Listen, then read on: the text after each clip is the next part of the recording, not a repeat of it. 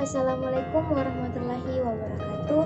Perkenalkan, nama saya Rafida Nur Husna bin Sair dari jurusan Psikologi Pendidikan dan Bimbingan Universitas Negeri Makassar.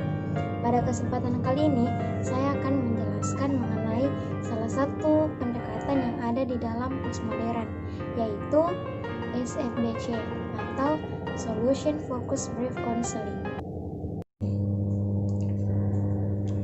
Nama dari pendekatan konseling ini adalah SFBC, di mana SFBC merupakan singkatan dari Solution Focused Brief Counseling, yang dalam bahasa Indonesia merupakan konseling yang berfokus pada solusi. Nah, sekarang yang perlu kita ketahui adalah apa pengertian dari SFBC ini. Nah, SFBC adalah suatu konseling singkat yang dibangunkan atas potensi konseli yang sebenarnya ia mampu mengkonstruksikan solusi dari permasalahannya, di mana SFBC percaya bahwa konseli itu kompeten dan memiliki peran untuk membantu dirinya meningkatkan kemampuannya dalam menyelesaikan permasalahannya. Steve DeSacer dan Insoo Kim Berg merupakan dua pencetus utama dari konseling SFBC ini. Selanjutnya, bagaimana SFBC memandang manusia? Nah, SFBC memandang manusia itu sehat, berkompeten, serta memiliki kemampuan untuk membangun solusi yang dapat meningkatkan kehidupan mereka. Nah, asumsi yang mendasar dari SFBC ini adalah bahwa manusia memiliki kemampuan untuk menyelesaikan masalah hidup yang ia alami. Namun, kadang-kadang manusia sering lupa akan kesadaran dirinya mengenai kompetensi yang ia miliki. Manusia dikatakan sehat apabila ia mampu menyelesaikan tantangan hidup yang dihadapinya, berkompeten, dan memiliki kemampuan untuk membangun solusi yang dapat meningkatkan kehidupan mereka. Sedangkan manusia dikatakan tidak sehat apabila tidak mampu menyelesaikan tantangan yang dihadapinya, tidak berkompeten, dan tidak dapat membangun solusi untuk meningkatkan kehidupan mereka. Selanjutnya, apa sih tujuan dari SFBC ini? Nah, tujuan dari SFBC diklasifikasikan menjadi dua, yaitu tujuan umum dan tujuan konseling kelompok. Nah, tujuan secara umum yaitu dapat mengubah cara pandang atau kerangka pikir dari konseli. Yang kedua, mengubah situasi masalah. Yang ketiga, konseli didorong untuk terlibat dalam perubahan dari problem talk ke solution talk. Kemudian, tujuan dari konseling kelompok Solution Focused Brief Counseling yaitu diharapkan dapat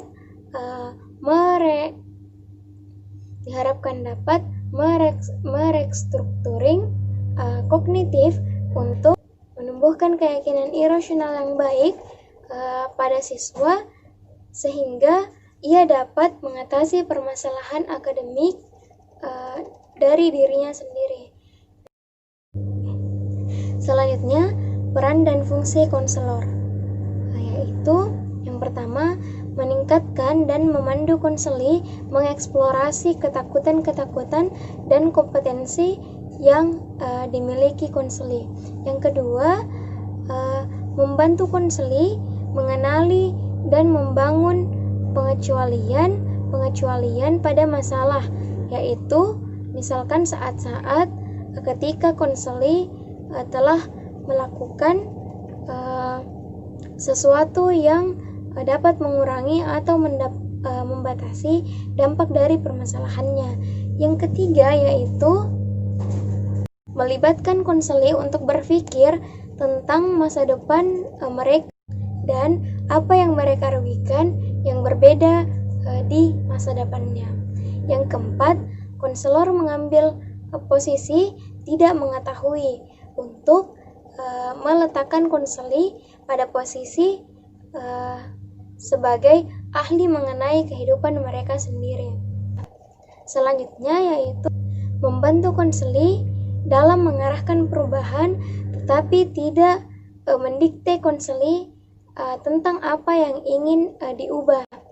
Selanjutnya yaitu konselor berusaha membentuk hubungan yang kolaboratif dan menciptakan suatu iklim yang respect terhadap konseli. Yang terakhir yaitu konsisten dalam membantu konseli berimajinasi tentang bagaimana mereka menginginkan hal yang berbeda dan apa yang akan dilakukan untuk membawa perubahan tersebut. Nah, kira-kira bagaimana sih bentuk hubungan yang dibangun oleh konselor dan konseli? Nah, konseli dan konselor perlu membangun hubungan yang baik antar keduanya. Nah, hubungan yang dibangun yaitu hubungan yang bersifat kolaboratif. Ada 3 jenis hubungan yang dapat dikembangkan antara konselor dan konseli untuk membangun hubungan yang baik dalam konseling SBC. Yang pertama yaitu pelanggan atau customer, di mana konseli dan konselor bersama-sama mengidentifikasi masalah dan bekerja ke arah solusi konseli, yang dimana menyadari bahwa untuk mencapai solusi dan mencapai tujuannya. Jenis hubungan yang kedua yaitu pengadu atau komplain, di mana konseli menjelaskan masalah tetapi tidak mampu atau bersedia untuk mengasumsikan peran dalam membangun solusinya. Percaya bahwa solusi bergantung pada tindakan orang lain. Nah, dalam situasi ini, konseli umumnya mengharapkan konselor untuk mengubah orang lain kepada atribut masalah konseli. Nah, jenis hubungan yang ketiga yaitu pengunjung atau visiator, di mana konseli yang datang sendiri ke konselor atau orang lain, misalkan pasangan, orang tua, guru, atau petugas yang lainnya.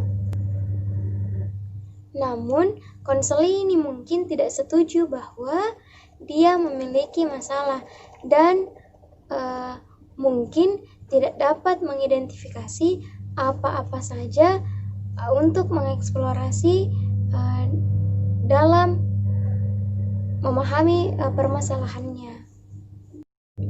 Selain itu, ada beberapa hubungan kolaborasi antara konselor dan konseli, yaitu yang pertama, kolaborasi antara konselor dan konseli dalam membangun solusi secara bersama. Yang kedua, kolaborasi menekankan pada solusi masalah konseli dan teknik konseling yang digunakan konselor daripada hubungan konseling.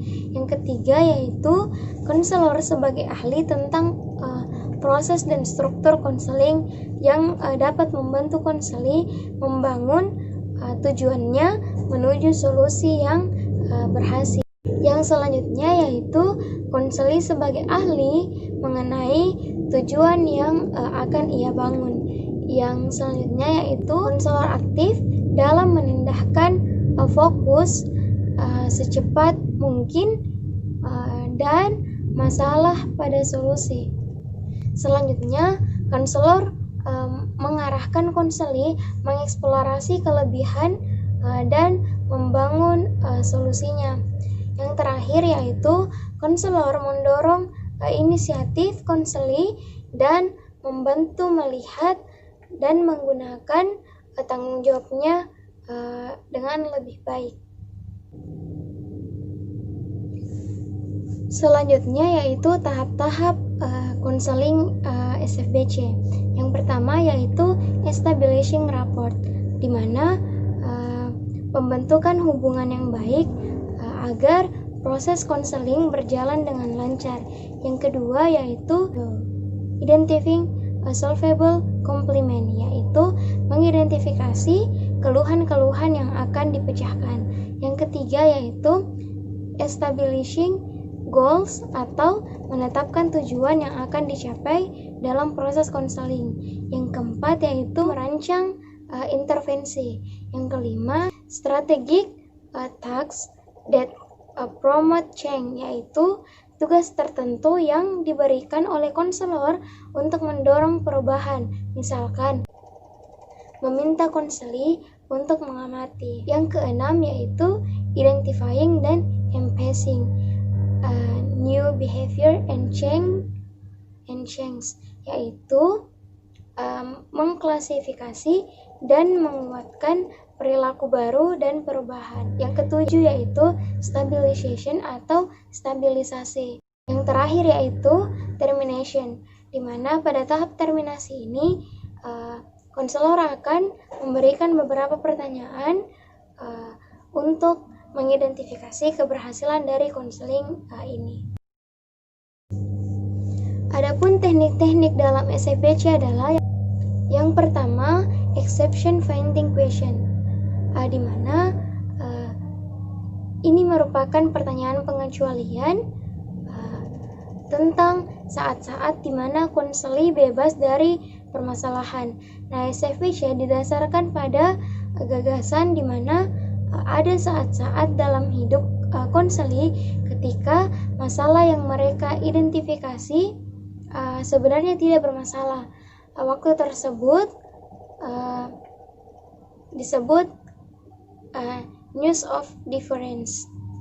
Pengecualian merupakan pengalaman hidup konseli di masa lalu ketika dimungkinkan masalah tersebut masuk akal terjadi, tetapi entah bagaimana hal itu tidak terjadi. Yang kedua, miracle question, atau pertanyaan keajaiban.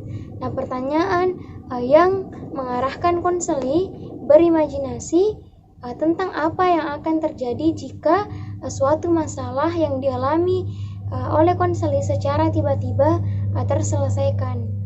Yang ketiga yaitu scaling question atau pertanyaan berskala. Nah, di mana pertanyaan yang meminta konseli menilai suatu kondisi mengenai permasalahan yang ia miliki atau tentang dirinya. Misalkan menggunakan skala dari 1 sampai 10. Nah, teknik ini juga dapat digunakan oleh konselor untuk mengidentifikasi atau mengubah pengalaman konseli yang tidak mudah untuk diobservasi atau diamati, seperti perasaan, keinginan, komunikasi, dan yang lain-lain. Selanjutnya yaitu coping question. Coping question merupakan pertanyaan yang meminta konseli mengungkapkan pengalaman sukses dalam menangani permasalahan yang ia hadapi. Yang terakhir yaitu compliments, di mana pesan tertulis yang dirancang untuk memuji konseli atas kelebihan, kemajuan, dan karakteristik positif bagi pencapaian tujuannya atau dalam mengatasi permasalahannya. Nah, itulah sedikit penjelasan mengenai gambaran umum konseling SFBC atau Solution Focus Brief Counseling. Silakan simak video konselingnya. Ya. Assalamualaikum Bu, selamat pagi. Waalaikumsalam ya, selamat pagi. Silakan masuk. Iya Bu, makasih banyak. Ya, silakan duduk. Iya. Terima kasih Bu, apakah saya mengganggu waktu Ibu? Tentu tidak. Kebetulan Ibu punya waktu hari ini. Sebelumnya Ibu mau tanya, bagaimana kabarmu? Alhamdulillah baik Bu. Alhamdulillah kadang saya baik Bu. Oh iya, alhamdulillah. Bagaimana pelajaran-pelajaranmu? Apakah berjalan dengan baik? Iya Bu, berjalan dengan cukup baik. Wah, alhamdulillah ya kalau begitu.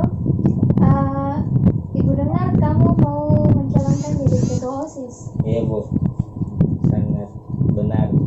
Oh iya. Ya Siap, terima kasih. Ya, sama-sama. Oh iya, Ibu sampai lupa. Kamu datang ke sini apakah ada yang mau disampaikan? Iya Bu, ada mengenai pencalonan saya sebagai ketua OSIS. Mengapa dengan hal tersebut? Itu Oke, sebelum kamu ceritakan lebih detail permasalahanmu, Ibu ada yang ingin disampaikan. Sebelumnya Ibu sangat senang ya kamu sudah datang menemui Ibu. Namun, sebelum kita berdiskusi lebih lanjut, ada hal yang perlu Ibu sampaikan mengenai pertemuan kita. Bahwa pertemuan kita ini memiliki prosedur dan tujuan, yakni untuk membantu kamu dalam menentukan atau menemukan solusi dari permasalahanmu atau keluhan yang sedang kamu hadapi, dan membuatmu percaya bahwa kamu memiliki solusi untuk masalahmu sendiri atau masalahmu itu. Hanya saja perlu diperjelas agar solusi itu benar-benar dapat kamu terapkan dalam keseharian kamu. Oleh karena itu, perannya Ibu di sini adalah membantumu untuk memperjelas solusi-solusi yang akan kamu tempuh untuk menyelesaikan masalahmu. Bagaimana? baik Bu, karena sebetulnya saya sangat membutuhkan solusi atas permasalahan saya ini. Oh iya, nanti kita akan sama-sama mencari solusi dari permasalahanmu. Jika kamu aktif dalam proses konseling ini, tentunya kamu akan menemukan sendiri solusi yang terbaik yang bisa kamu lakukan atas masalah yang kamu hadapi. Bahkan hal-hal kecil pun yang terjadi dalam kehidupanmu bisa menjadi sebuah petunjuk adanya sebuah solusi. Jadi kamu cukup rileks dan santai dan percaya bahwa setiap masalah itu ada jalan keluarnya. Iya Bu, semoga saja. Oh iya, sebagai sebuah prosedur, konseling ini memerlukan 3-4 kali pertemuan. Nah, di setiap pertemuannya memerlukan waktu sekitar 60 menit. Namun, waktu ini tergantung pada kamu. Kalau kamu aktif dalam melakukan perubahan menuju solusi, maka konseling ini bisa diakhiri lebih cepat. Namun, jika kamu tidak aktif, konseling ini bisa berlangsung lebih lama dari waktu yang ada. Bagaimana? Iya Bu, saya akan berusaha sebaik mungkin. Oh iya, kamu memang anak yang baik ya. Oke, sekarang bagaimana permasalahanmu? Bisa kamu ceritakan lebih detail? Iya Bu, seperti yang saya katakan tadi, bahwa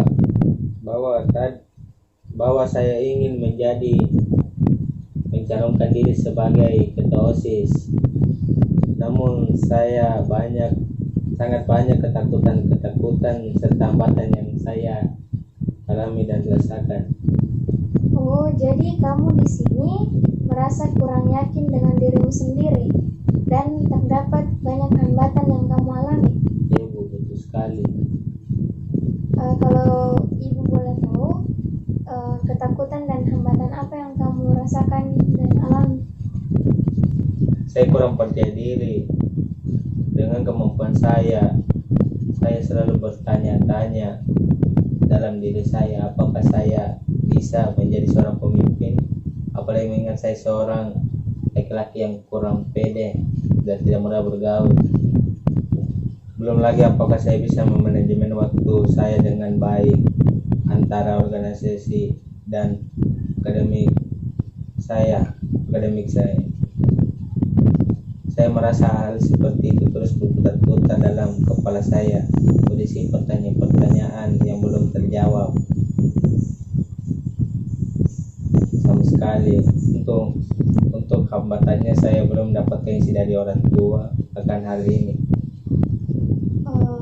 Wah, seperti itu ya permasalahannya.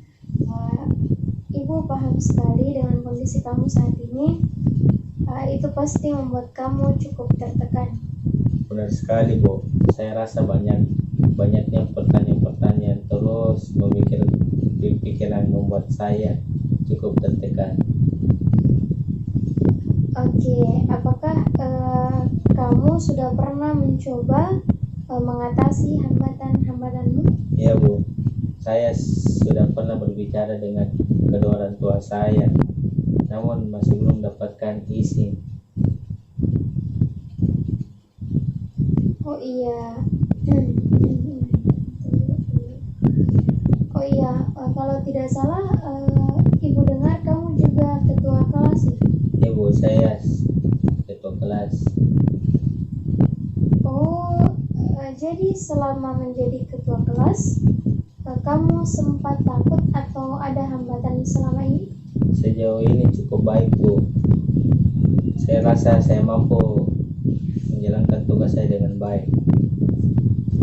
Lalu, apakah kamu merasa sudah memiliki kemampuan atau modal awal ya untuk menjadi ketua OSIS, sebagaimana kamu telah menjalankan tugasmu dengan baik sebagai ketua kelas?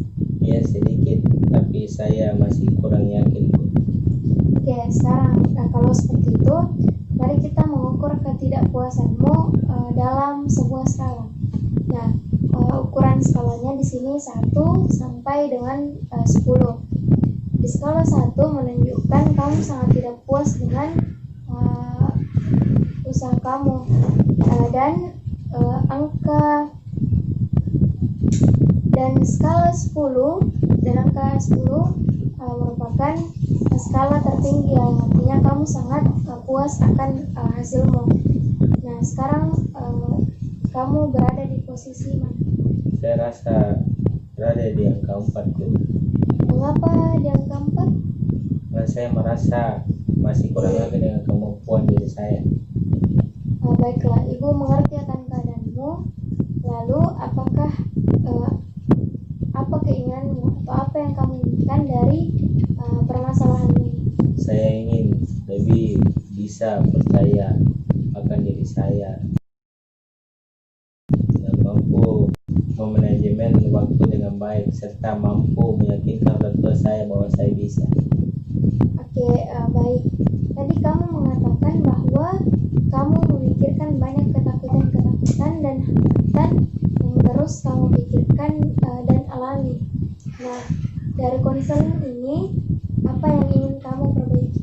Saya harap bisa terlepas dari ketakutan saya dan mampu memanajemen waktu saya Bu. Oke, sekarang Ibu akan mengajukan pertanyaan yang agak aneh. Kita di sini akan berimajinasi sejenak tentang sebuah keajaiban, di mana bentuk pertanyaannya seperti ini. Setelah kita berbicara nanti, kamu akan kembali ke rumah, dan dalam perjalanan pulang ke rumah, kamu menemukan sebuah bola ajaib, di mana saat kamu menyentuh bola tersebut, terjadi sebuah keajaiban, dan masalah yang tengah kamu hadapi sekarang tiba-tiba terpecahkan. Karena ini terjadi secara tiba-tiba, kamu tidak menyadari bahwa terjadi keajaiban pada dirimu. Dan agar kamu mengetahui bahwa keajaiban itu terjadi, kamu dapat melihat apa yang berbeda dari dirimu, yang menjadi pertanda bahwa masalahmu ini terpecahkan. Ketika terjadi keajaiban seperti itu, saya akan merasa sangat lega. Oke, jadi di sini kamu memiliki 3 permasalahan yang kamu ingin selesaikan. Yang pertama, menghilangkan ketakutan-ketakutan. Yang kedua, mampu memanajemen waktu dan hambatan mengenai orang tua ya. Sekarang kamu sudah menyebutkan permasalahanmu. Maka sekarang coba kamu ceritakan saat-saat di mana kamu tidak memikirkan ketakutan-ketakutanmu, kamu mampu memanajemen waktumu, dan kamu mampu membicarakan sesuatu dengan orang tua. Iya Bu, perlu. Kapan terakhir kamu memikirkan ketakutan-ketakutan? Tadi Bu, waktunya dalam kelas.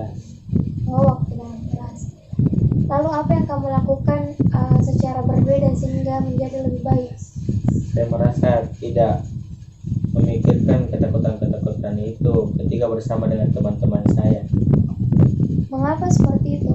Apakah teman-temanmu membuatmu merasa nyaman dan yakin bahwa ketakutan-ketakutanmu itu sebenarnya tidak ada? Iya Bu, seperti itu. Oh, bagus sekali ya. Artinya kamu telah mengetahui hal-hal yang dapat menghilangkan ketakutan-ketakutanmu. Tapi setelah itu, ketika saya kembali sendiri, saya mengingat ketakutan-ketakutan itu. Oh iya, Ibu paham. Tapi itu bisa menjadi pertanda baik untuk dirimu, bahwa kamu hanya perlu melakukan sesuatu yang berbeda dari biasanya. Besar, tapi itu sudah cukup bagi kamu untuk bisa terus berusaha melakukan perubahan untuk kemajuan dirimu sendiri. Iya Bu, saya akan berusaha sebaik mungkin. Iya. Nah, sekarang agar lebih memudahkan kamu untuk mencapai tujuan yang ingin kamu capai, bagaimana kalau kita membuatnya dalam bentuk skala? Misalkan kita membuat skala antara 1 sampai dengan 10, di mana angka 1 menunjukkan bahwa kamu tidak yakin dengan dirimu sendiri, dan angka 10 menunjukkan bahwa kamu percaya akan kemampuan dirimu. Nah, sekarang dari angka 1 sampai dengan 10, menurutmu kamu berada di posisi ini? Saya sepertinya berada di angka 3 Bu. Wah, di angka 3 ya. Sekarang harapan kamu bisa berada di posisi? Saya berharap mampu bisa berada di posisi ke-8 Bu. Oh iya, baik sekali ya. Lalu bisa kamu gambarkan seperti apa itu posisi 8? Saya ingin membangun percaya pada kemampuan saya dan mengurangi ketakutan-ketakutan yang ada. Oh iya. Oke, jika kamu ingin di posisi 8, bisa kamu gambarkan posisi 8 itu seperti apa? Saya ingin membangun kepercayaan kepada kemampuan saya dan mengurangi ketakutan pada diri saya. Oh iya, bagus sekali ya. Tapi tadi kamu mengatakan bahwa kamu tidak lagi takut jika berada di sisi teman-temanmu. Iya Bu. Baiklah, Ibu suka dengan semangat dan kreativitas semua. Jadi dari pertemuan kita hari ini, Ibu dapat menyimpulkan ada 3 hal yang ingin kamu capai. Yang pertama, ingin mengurangi ketakutan-ketakutan yang ada dalam dirimu dan mengubahnya menjadi rasa percaya akan kemampuan yang kamu miliki. Yang kedua, kamu mampu memanajemen waktu. Dan yang ketiga, mampu meyakinkan orang tuamu bahwa kamu bisa melakukannya. Bukannya begitu? Iya Bu, benar sekali. Oke, kira-kira masih ada yang ingin kamu sampaikan mengenai hal ini? Sepertinya tidak ada. Kalau begitu kita jeda dulu pertemuan ini selama 5 menit. Oke, saya seperti ini ya. Ibu sangat senang dengan pembicaraan kita tadi. Sudah jelas bahwa kamu telah melalui banyak hal belakangan ini. Dan sangat terkesan bahwa kamu datang ke sini hari ini. Ini benar-benar tidak mudah bagi kamu untuk berada di sini hari ini, mengorbankan waktu, berbicara tentang hal-hal yang sulit dibicarakan. Tapi Ibu terkesan dengan kesedihan kamu bekerja sama dengan Ibu dan berperan aktif dalam konseling kita hari ini. Iya Bu, saya juga sangat senang bisa cerita dengan Ibu. Oke, jadi sekarang karena beberapa tujuan telah kita rumuskan, agar kita bisa melihat hasilnya untuk beberapa hari ke depan, antara saat ini dan hari-hari berikutnya, kita akan bertemu kembali. Ibu ingin kamu mengamati hal-hal yang membuatmu merasa lebih percaya diri, menyusun schedule pembelajaran, dan mempelajari kapan orang tuamu dapat merespon dengan baik apa yang kamu katakan, sehingga kamu dapat menjelaskan kepada Ibu selanjutnya, apa yang terjadi dengan ketakutanmu, manajemen waktumu, dan caramu berkomunikasi dengan orang tuamu. Sudah paham? Jadi saya harus mengamati dan menyusun schedule pembelajaran saya, Bu. Iya, seperti itu. Kau memang anak yang cerdas. Terima kasih, Bu. Saya akan melakukannya. Oke, bagus sekali ya. Jadi kira-kira kapan kita bisa bertemu kembali? Kalau hari Rabu depan, Bu. Tepatnya tanggal 13 Oktober 2020. Iya, bisa. Ibu lihat jadwal dulu. Iya, bisa. Nanti kita bertemu hari Rabu ya, jam 9 bisa? Hanya saya pamit. Assalamualaikum warahmatullahi wabarakatuh. Ya, hati-hati ya. Waalaikumsalam warahmatullahi wabarakatuh.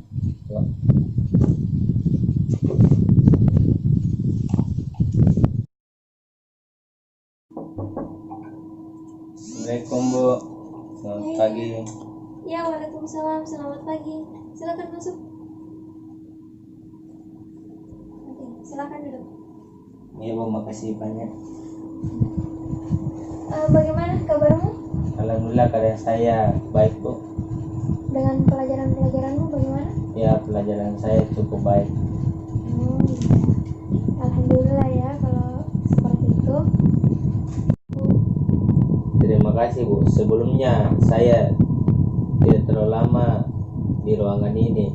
Saya ada ujian pukul 9.30. Oke, kalau begitu kita lakukan konseling ini dengan memanfaatkan waktu yang sebaik mungkin. Lalu, bagaimana dengan permasalahanmu tempo hari?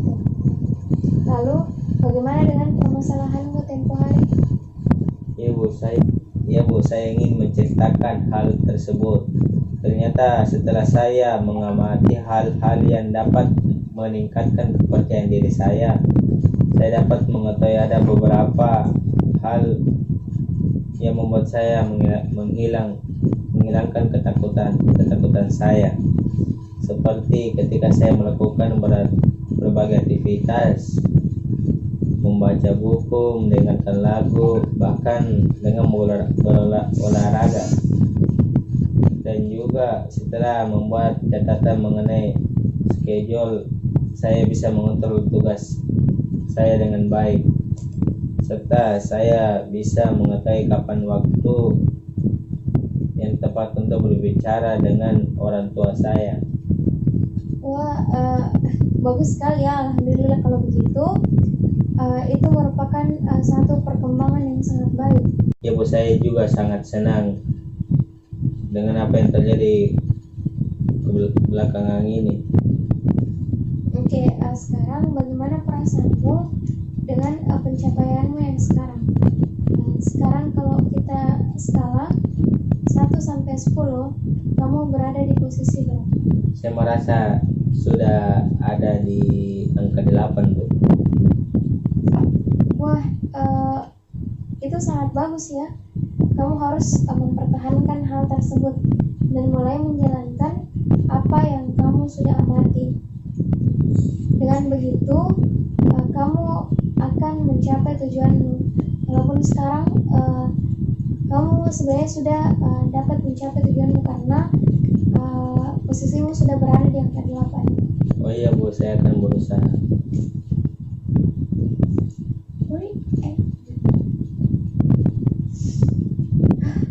Biasanya akan nanti Ali beri.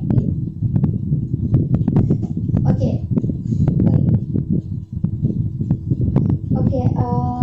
kita sudah berada di akhir sesi untuk hari ini. Sebelumnya, Ibu ingin sampaikan bahwa seminggu ini kamu sudah mengalami kemajuan yang sangat bagus. Berarti tugas-tugas kamu sudah bisa diselesaikan dengan baik ya, dengan adanya schedule, dan kamu juga sudah mulai bisa percaya diri dan percaya akan kemampuan diri kamu. Juga kamu juga sudah mampu mengetahui saat-saat dimana kamu bisa berbicara dengan baik dengan orang tua kamu sesuai dengan rencana kamu, bahwa kamu 8. Dan akhirnya kamu sudah berada di posisi itu. Baik Bu, saya akan berusaha lebih lagi. Oke, baiklah, sebelum kita mengakhiri pertemuan kita pada hari ini, Ibu akan menyimpulkan bahwa pembicaraan kita selama proses konseling yang telah kita lakukan dari awal sampai hari ini,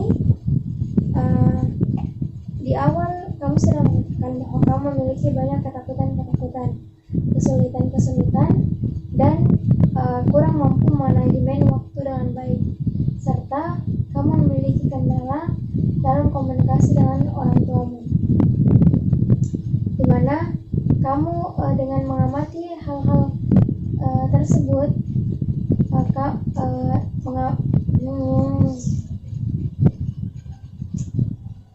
dimana dengan mengamati hal-hal yang dapat membuat kamu percaya, dengan membuat schedule dan mengamati kapan kamu akan direspon dengan baik oleh orang tua kamu, kamu sudah berhasil mencapai tujuan kamu dari skala 3, dulunya 3, sampai skala ke-8, yang artinya ini merupakan suatu pencapaian yang sangat bagus,